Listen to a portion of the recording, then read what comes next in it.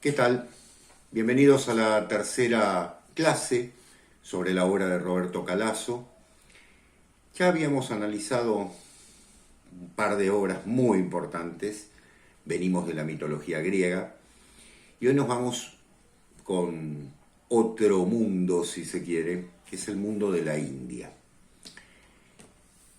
Para Roberto Calasso, la civilización india, a la que dedicó dos libros importantísimos, que los tenemos aquí, es una civilización que está construida sobre la palabra.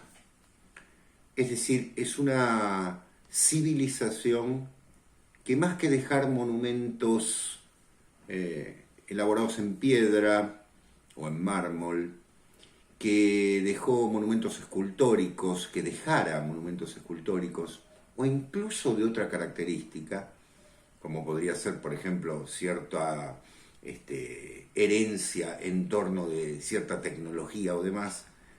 La India, la civilización hindú, sobre todo, en la que nos vamos a ocupar, y uno podría incorporar el budismo en cierto aspecto, es una civilización de la palabra.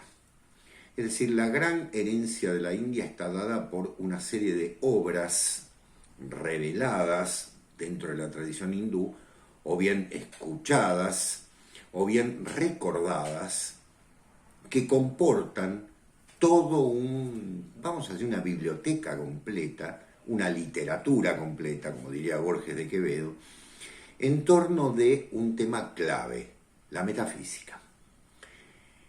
A Calasso le admiró esto, es un lector apasionado de los Vedas, pero no solo de los textos védicos, que ya sabemos que son de una extensión notable, o de los grandes textos épicos como el Mahabharata, donde está la Bhagavad Gita, o el Ramayana, sino fundamentalmente también aquellos textos que en Occidente son más difíciles de conseguir, porque no están traducidos a todas las lenguas, lamentablemente al castellano tampoco, con excepción de algunos fragmentos, que son, por ejemplo, el Brahmana, los Brahmana, es decir, los textos que tienen que ver con los rituales y, de manera esencial, con el trabajo, si se me permite, la labor, si se me permite el término, que realiza el Brahman, es decir, esta persona que viene a comportar la casta sacerdotal de la India. Los Brahmanas son textos que, podríamos decir en la traducción inglesa, creo que son unos 8 tomos enormes, que a partir del siglo XVIII fueron trasladados por la Sociedad de Estudios Sánscritos de Inglaterra, de Gran Bretaña, al inglés, y que Calasso obviamente consulta, lee y desarrolla parte de estos dos libros fundamentales. Vamos a empezar por K. Lo muestro porque después voy a hablar de otro K, en otra K. El término K significa quién en sánscrito. Es la gran pregunta para cierta tradición mitológica de la India.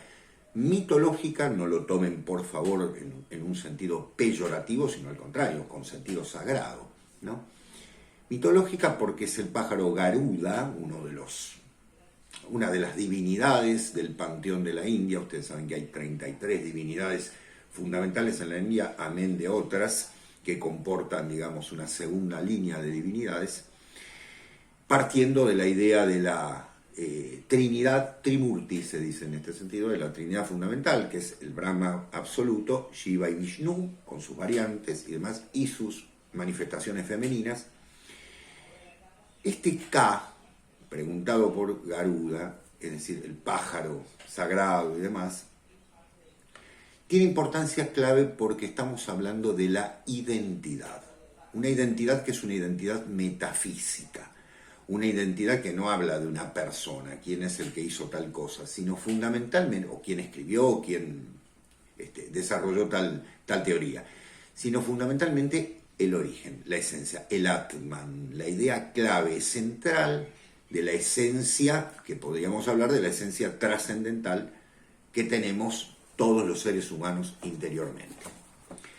K es un libro, no es fácil de leer, valga decirlo, porque Calasso trabaja con un conocimiento de los textos védicos de manera asombrosa, notable, pudiendo realizar algo que para una persona que está siendo introducida al tema le va a parecer asombroso porque puede desarrollar, relacionar toda la mitología de la India de forma tal que la entrelaza como si se tratase de un entramado en el cual él maneja la aguja, ¿sí? Es decir, está desarrollando fundamentalmente una cantidad de relaciones claves. Dice en torno justamente del concepto de la mente, importantísimo para la India, estamos hablando de una energía clave, manas en algún sentido. Dice lo siguiente: la mente, un flujo sin barreras, atravesado por llamas que se pierden. Fíjense también el carácter poético que toma, ¿no? Había que trazar un cerco, un marco, un templum, eso significa templo, ¿no? Poner orden, se decía Prayapati, uno de los grandes personajes míticos de la tradición de la India. Diríamos una semidivinidad. Pero todo oscilaba. Pensemos en el fluir de la conciencia, ¿no? Hace falta un fondo estable, Pratisha, agregó. De otro modo, mis hijos no serán más que estúpidos errantes. Si nada permanece igual, ¿cómo harán para calcular? ¿Cómo harán para ver las equivalencias? Mientras pensaba en esto, permanecía tendido sobre una hoja de loto, delicada, sutil, impulsada por el viento, que era él mismo. Él mismo era el viento, ¿no? Reflexionaba: las aguas son el fundamento de todo, pero las aguas también son la doctrina, los Vedas. Demasiado difíciles. ¿Quién de entre los que nacen podrá comprenderlas? ¿Quién? Otra vez, el K. Hay que cubrir al menos una parte de las aguas. Hace falta la tierra. En forma de jabalí se zambulló en lo profundo. Cuando emergió tenía el hocico sucio de barro. Con amoroso cuidado comenzó a extender el barro sobre la hoja de loto. Esta es la tierra, dijo. Ahora que la he extendido, necesito piedras para fijarla. Desapareció otra vez. Después dispuso alrededor del barro, que ya estaba seco, un cerco de guijarros blancos. Seréis sus guardianes, dijo. La tierra quedó extendida como una piel de vaca. Prayapati se abandonó sobre ella cansado. Por primera vez conoció el contacto de la tierra, y la tierra, por primera vez, fue oprimida por un peso. La creación. En algún sentido, todos estos textos, como todos los textos de la creación, parecen a ciertas personas meros cuentos. Claro, estamos hablando de algo que es enormemente inacible, la creación de la Tierra, o si se quiere en algunos casos la manifestación del universo. Poéticamente, la India, como muchas tradiciones, ni hablemos de la tradición hebrea fundamentalmente, o las tradiciones de América, como pasa con el Popol Vuh entre los mayas, conciben una posibilidad en el lenguaje poético. Es decir, conciben la idea de que esto, que es intransmisible en muchos aspectos, solo se puede transmitir generando una especie de relato que para nosotros tiene un carácter fantástico, si se quiere, desde el punto de vista de la mirada moderna. Pero observemos que se crea la tierra siempre en busca de, es decir, de las aguas originarias surge todo.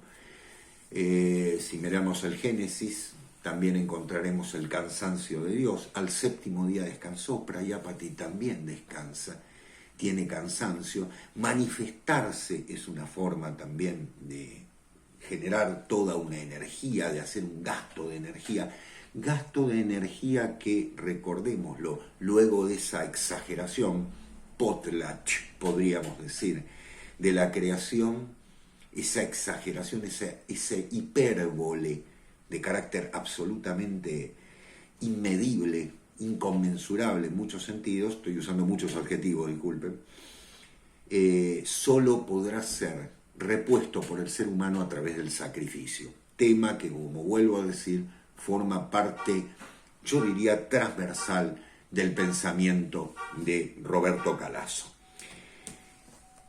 Al crear el universo, al crear la Tierra, mejor dicho, ya aparece toda la posibilidad de que el ser humano esté aquí para adorar a los dioses. Los himnos védicos no tienen origen humano, son apaurusheya, no personales, purusha, ¿no? No atribuibles a alguien que los haya compuesto. O en otras palabras, y esta es la doctrina que más tarde será reivindicada por el Samkhya, que es una de las grandes corrientes doctrinales, había una persona dentro de ellos, el Purusha primordial. Pero tampoco éste los compuso, sino que los himnos emanaron de él como una respiración. Los textos sagrados de la India, los Vedas, los grandes 4 ciclos de los Vedas, Atharva Veda, Sama Veda, Yagur Veda y el Vedanta, fundamentan su existencia no sobre la base de un capricho personal, sino de una revelación que surge del interior del ser humano porque ha sido puesta allí como palabra, digamos así, primordial de la creación. El texto me es, y creo que para cualquiera de nosotros, no me estoy, digamos así, justificando, pero el texto para cualquiera de nosotros es, ¿cómo decirlo?, irreductible. Es preciso ir a él. Yo sé que muchos de ustedes estarán pensando, pero yo no tengo la menor noción de la India. No hace falta. Llegar acá es sumergirse en una tendencia, en una doctrina, que incluso para los occidentales, cuando por primera vez se encontraron con estos textos, allá por el siglo XVIII, y empezaron una serie de estudios, cuando la India fue conquistada y convertida en virreinato por los ingleses, estos textos siempre son de una admiración notable y de una complejidad notable. ¿Por qué? Porque tienen también un carácter poético enorme, que Calasso respeta. Fíjense que no es el mismo tono que está usando en La ruina de Kash o que usara en algunos textos más de análisis literario, de análisis artístico, sino involucrándose en una tradición que hace de la palabra el fundamento de la creación. Esa palabra primordial que va a dar la sílaba primordial, la sílaba del orden, el om de todo, ¿sí?, en el que vibra el universo, es un poco la esencia, el fundamento, la columna vertebral del pensamiento de la India. K. ¿Quién es K?, se pregunta el inmenso pájaro Garuda sumergido entre la fronda del árbol Raujina al encontrarse este nombre al final de un himno de los Vedas. K es el nombre secreto de Prayapati, el progenitor, aquel que dio origen a los 33 dioses y a los innumerables hombres. Prayapati sería la fuerza originaria que puso en marcha, una de las fuerzas originarias, porque como diría Borges, que Dios detrás de Dios la trama empieza. En este caso podemos hablar de una infinitud. ¿Cómo poder nombrar la infinitud? Bueno, ahí está. ¿Quién podría nombrarla? El segundo libro que está en relación es El Ardor, con una hermosísima foto de una escultura muy posterior, ¿no?, de la India en posición de loto. ¿Qué es ardor? ¿Qué significa el ardor? Este libro, si bien es hermano del anterior, tiene una estructura absolutamente diferente. Los capítulos están organizados en otro sentido. Están organizados sobre la base de una serie de reflexiones en relación también con la tradición de Grecia y demás. El ardor es un elemento fundamental de la esencia del ser humano. Es decir, estamos hablando del licor sagrado, si me permiten la metáfora. Es decir, aquello que ya no es la pregunta por el quién, sino aquello que comporta la kundalini, trato de ser lo más claro posible, el fuego interior, el espíritu interior de cada ser humano que lo lleva a la iluminación. Por eso la postura de la flor de loto, ¿no?, la búsqueda de la iluminación, de lo que sería la liberación, la moksha fundamental. En el capítulo 9, llamado Los Brahmanas, dice lo siguiente: Los brahmanas son la parte del Veda más descuidada por los estudiosos y la más ignorada por los lectores. En el segundo volumen de la Vedic Bibliography de Dandekar, la lista de los escritos sobre el Brahmana ocupa 8 páginas, en tanto que los Upanishads abarcan 30 y 28 el Rig Veda. Los Upanishads son los últimos textos de los Vedas, ¿no? Pocos estudiosos y aún menos lectores, como es de suponer. Podemos preguntarnos por qué. Es decir, ¿por qué estos textos no se leen? Primero porque hay un problema de traducción y más, pero bueno, se podrían haber traducido en algún sentido. Un primer motivo tiene que ver con la forma, el género literario. El Rig Veda, después de todo, puede ser leído también como el ejemplo más grandioso y convincente, además de poesía simbolista. Estupendo. Si hay alguien que clasifica de una manera notable, es Calazo. En tanto que las Upanishads, como supo verlo rápidamente Schopenhauer, pueden ser leídas como un primer texto metafísico. Las Upanishads, que son los últimos textos de los Vedas, el Vedanta, el cierre del Veda, ¿no? Podríamos decir la conclusión de los Vedas, de la última manifestación, son de un carácter poético enorme. En algún momento me encantaría poder conversarlo, hacer algún texto, algún curso sobre la India, ya veremos qué pasa. Los brahmanas están continuamente agravados por el peso del gesto. Él, el oficiante, hace X e Y. Esta es la frase más recurrente, la que aguijonea permanentemente el pensamiento. ¿Por qué? Porque los brahmanas son los textos ritualísticos de la India. Ahora estamos hablando de 8 tomos. Estamos hablando de una cantidad de rituales enorme. La vida ritualizada. El ritual devuelve al ser humano al orden metafísico. No es una carga meramente obligatoria de ir a escuchar tal cosa, sino una obligación, si se me permite, metafísica, para reintegrar al ser humano a ese orden originario primordial.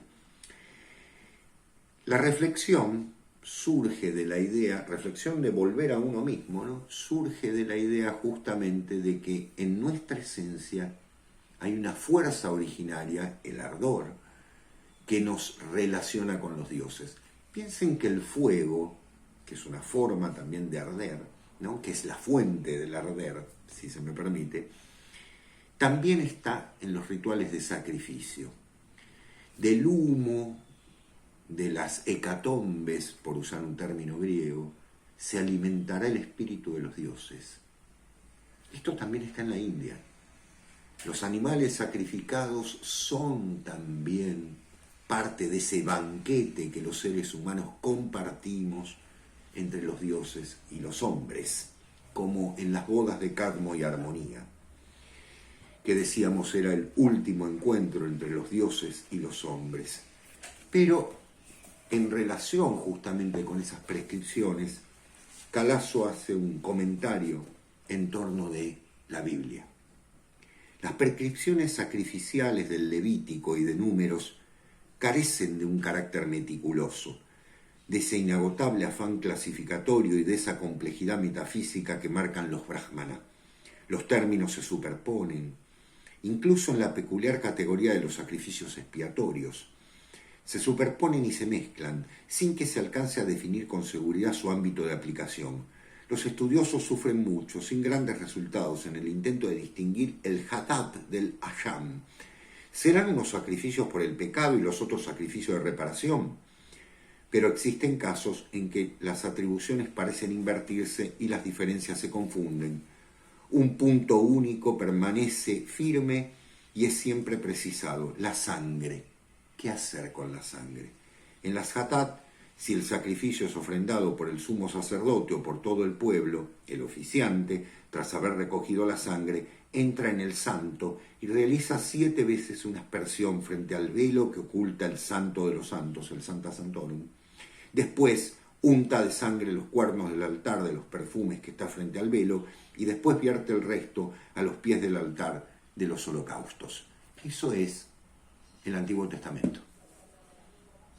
Esa indefinición que aparece en los textos, en el Antiguo Testamento, en los textos sagrados de la tradición judía, en la India no tiene tal imprecisión. Los rituales están precisamente establecidos. Tal vez ustedes me dirán, por la dimensión, por el detalle, por el trabajo que se han tomado los grandes escoliastas, por decirlo de una manera, los grandes comentaristas que hicieron del Brahmana textos de una ritualidad exquisita. Más allá de eso, lo que aparece también en el ardor como elemento fundamental es que esta civilización, surgida en la palabra hace unos 3.000, 3.500 años, pero muchísimo más antigua en cuanto a sus raíces, se fundamenta en la palabra, nuevamente. El ardor tiene toda una significación en torno de aquello que el ser humano busca para volver a relacionarse, a religarse con la divinidad. Lo que ha hecho Calasso en este sentido es un compendio, pero vuelvo a decirlo, no es un resumen, porque es muy difícil resumir estos textos. Lo que ha hecho es reelaborarlos con un enorme respeto, considerando que la esencia de ello está en la palabra poética. Esa palabra poética que hace que el sacrificio no tenga el sentido meramente ceremonial que puede llegar a cobrar en ciertas sociedades modernas, y ni hablemos de las posmodernas, sino un elemento vital de reintegración del ser humano a la esencia del ser. K. ¿Quién? El ardor. Dos libros fundamentales. Miren la dimensión. Son textos que llegan entre los dos a unas 1000 páginas, editados por Anagrama en este caso. Todo lo de Calasso está siendo editado por Anagrama desde hace muchos años, pero que sus originales en italiano fueron publicados obviamente por la editorial a la que pertenecía Calasso y de la que era director, la queridísima editorial Adelphi. Si pudieran conseguirlos en italiano, siempre hay una elegancia mayor en el lenguaje Calasso, pero la traducción al castellano no la desmerece. Edgardo Dobrí ha hecho unas traducciones exquisitas, es un especialista, por otra parte, en este sentido, de la obra de Calasso. Valga decir que estos dos textos bien pueden reemplazar, permítanme la herejía, bien pueden reemplazar los Brahmana. La ausencia que tenemos de los Brahmana se cubre con la obra de Roberto Calasso. Veníamos de Grecia, ahora la India. Esa búsqueda en la tradición mítica de los pueblos, la esencia del mito, que Calasso va a completar con su último libro, ahora sí su último libro, el libro de todos los libros, que trabaja con la Torá. Para nosotros es mucho más reconocible por la tradición judeocristiana a la que pertenecemos en Occidente.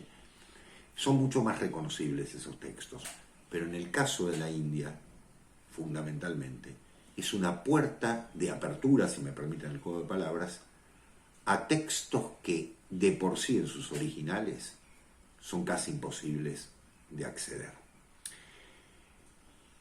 Grecia, la India, vamos siguiendo leyendo a Calasso. Los espero en el próximo encuentro. Adiós. Gracias.